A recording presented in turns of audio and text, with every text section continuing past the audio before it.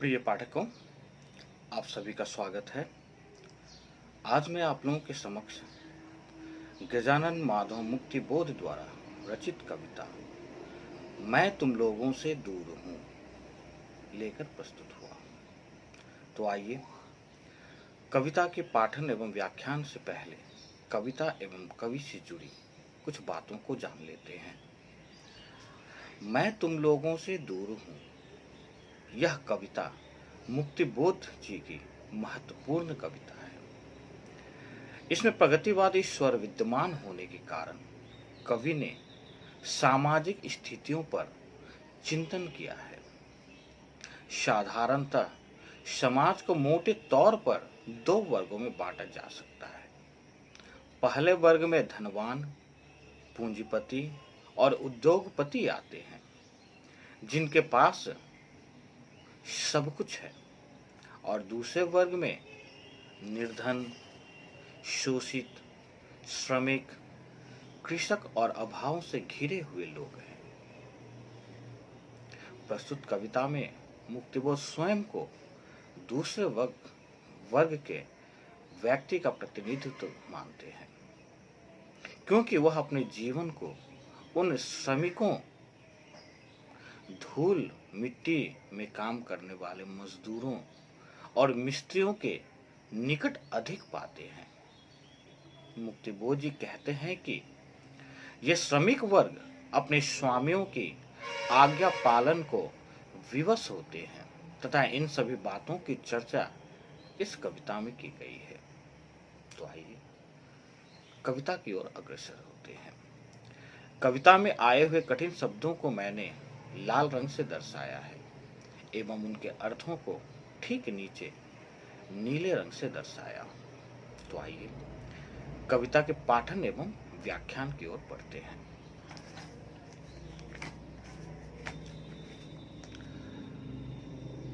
मैं तुम लोगों से इतना दूर हूं, तुम्हारी प्रेरणाओं से मेरी प्रेरणा इतनी भिन्न है कि जो तुम्हारे लिए विष है, मेरे लिए अन्न है। मेरी इस असंग स्थिति में चलता फिरता साथ है, अकेले में साहचर्य का हाथ है।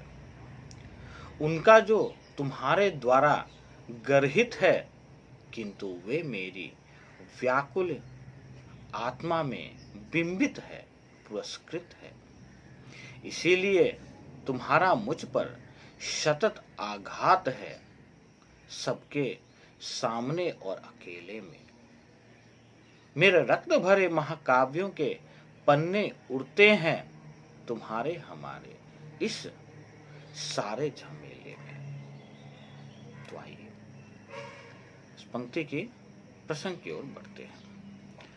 प्रस्तुत पद्यांश मुक्तिबोध जी की कविता मैं तुम लोगों से दूर हूं से लिया गया है। इसमें मुक्तिबोध जी ने धनवान वर्ग के लोगों को यह बताया है कि वह उन लोगों से दूर है और श्रमिक, कृषक एवं वंचित लोगों के निकट है। तो आइए पंक्ति की व्याख्या करते हैं। प्रस्तुत पंक्ति में मुक्तिबोध जी समाज के धनवान वर्ग के लोगों को संबोधित करते हुए कहते हैं कि मैं तुम लोगों जैसा नहीं हूं, इसलिए मैं तुमसे दूर हूं। हम दोनों अर्थात धनवान वर्ग एवं मुक्तिबोध की प्रेरणा शक्तियां भिन्न भिन्न है, क्योंकि धनवान वर्ग और अधिक धन अर्जित करने के लिए प्रयास करता है, जबकि मुक्तिबोध जी अपना समूचा पुरुषार्थ इसी में समझता है कि उनकी न्यूनतम आवश्यकताएं मात्र पूरी हो जाए। मुक्तिबोध जी जो अन्न खाते हैं वह धनवान लोगों के लिए विष है, जबकि मुक्तिबोध जी का लक्ष्य मोटा अन्न खाकर तथा मोटा वस्त्र पहनकर अपना जीवन निर्वाह करना है। मुक्तिबोध जी आगे कहते हैं कि यदि धनवान वर्ग के लोग ऐसा अर्थात मोटा भोजन करेंगे तो वह उनके लिए विष बन जाएगा और वे बीमार पड़ जाएंगे। भाव यह है कि धनवान वर्ग की रोग प्रतिरोधक क्षमता कम हो चुकी है, इसीलिए गरीबों द्वारा प्रयोग किए जाने वाले अन्न का प्रयोग करने पर धनवान वर्ग बीमार हो जाएंगे। फिर मुक्तिबोध जी आगे कहते हैं कि जिन लोगों को धनवान लोग त्यागने योग्य मानते हैं, असल में मुक्तिबोध का साथ उन्हीं लोगों के साथ है। भाव यह है कि मुक्तिबोध की व्याकुल आत्मा में वंचित लोगों की छवि अंकित है और वह अपने काव्य में उन्हीं वंचितों के जीवन की पीड़ा को अभिव्यक्ति करते हैं। मुक्तिबोध के लिए समाज के वंचित लोग पूरी तरह आदरणीय और सम्मान पाने योग्य है। मुक्तिबोध और धनवान वर्ग की मान्यता बिल्कुल अलग अलग है, इसलिए धनवान वर्ग मुक्तिबोध को विचलित करता रहता है। भाव यह है कि मुक्तिबोध की सहानुभूति दीनहीन लोगों के प्रति है, जबकि धनवान वर्ग शोषण करने को तत्पर रहते हैं। मुक्तिबोध के साथ मत भिन्नता होने के कारण सामंतवादी वर्ग मुक्तिबोध को नुकसान पहुंचाकर विचलित करना चाहते हैं। मुक्तिबोध जी आगे कहते हैं कि वह प्रभावशाली धनवान वर्ग से प्रतिशोध नहीं ले सकते, जिससे मुक्तिबोध की वेदना एवं प्रतिशोध उनके काव्य में व्यक्त हुआ है। इस प्रकार मुक्तिबोध जी अपनी पीड़ा की अभिव्यक्ति अपने इस काव्य के माध्यम से कर रहे हैं। प्रस्तुत पंक्ति में अगर हम विशेष की बात करें तो यहाँ विरोधाभास अलंकार का प्रयोग हुआ है। तो आइए अगली पंक्ति की ओर बढ़ते हैं।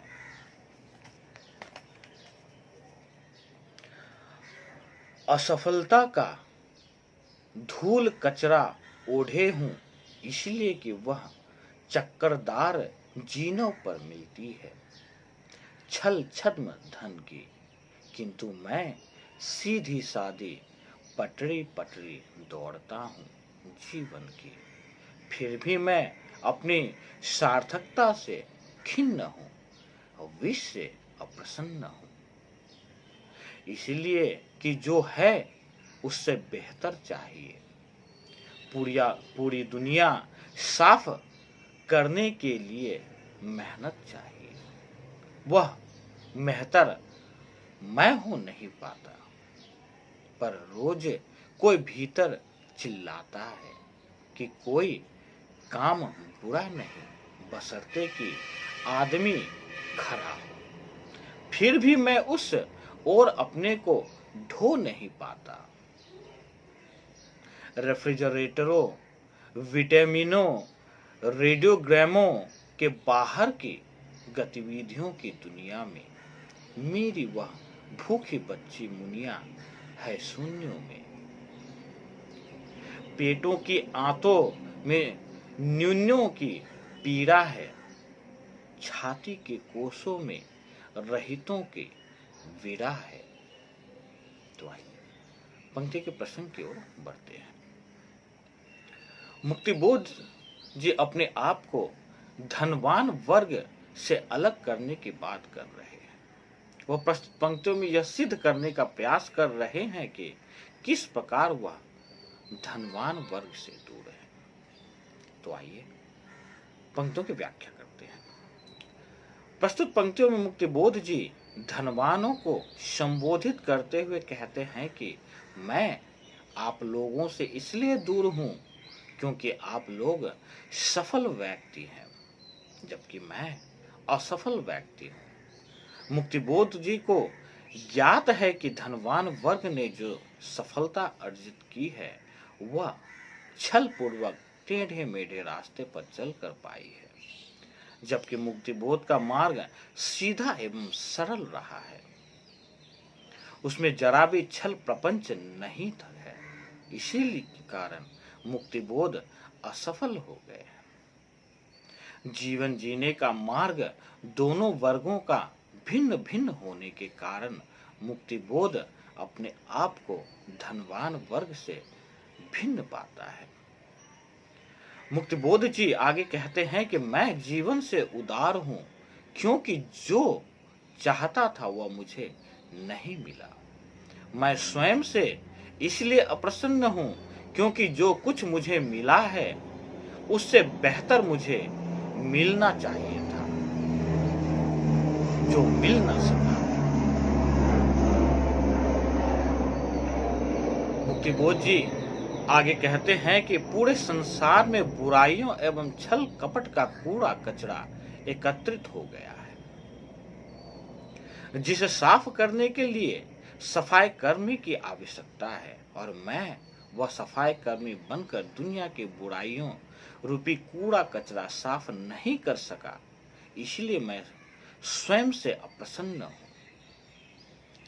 भाव यह है कि मुक्तिबोध जी समाज में व्याप्त कुरीतियों को समाप्त न कर पाने के कारण दुखी है।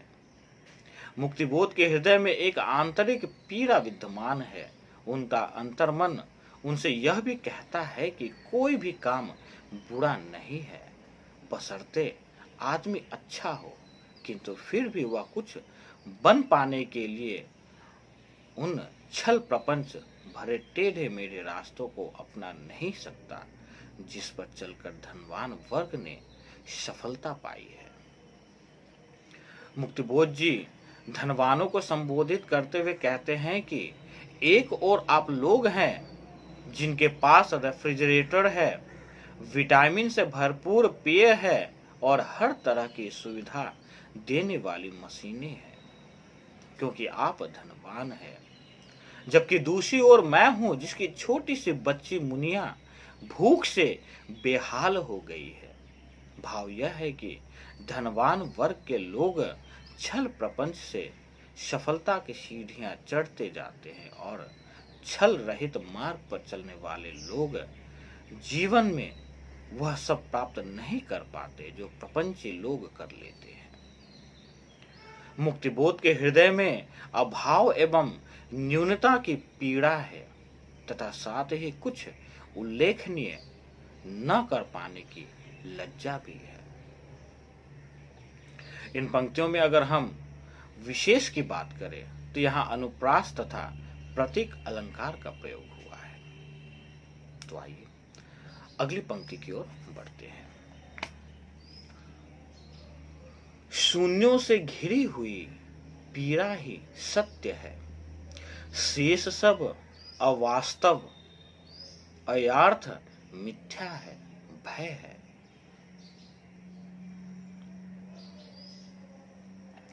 सत्य केवल एक जो कि दुखों का क्रम है। मैं कनफटा हूं, टेढ़ा हूं, सेवरलेज डॉज के नीचे मैं लेटा हूं, तेलिया लिबास में पुर्जे सुधारता हूं, तुम्हारी आज्ञाएं ढोता हूं। तो आइए पंक्तियों के प्रसंग की ओर बढ़ते हैं। इस पद्यांश में अभावों से घिरे वर्ग की पीड़ा विद्यमान है। तो आइए पंक्तियों की व्याख्या करते हैं। प्रस्तुत पंक्तियों में मुक्तिबोध जी कहते हैं कि अभाव में जी रहे सभी लोगों का जीवन संघर्षमय है। इससे उत्पन्न होने वाली पीड़ा ही मुक्तिबोध के जीवन का सत्य है, बाकी सभी कवि के लिए मिथ्या है।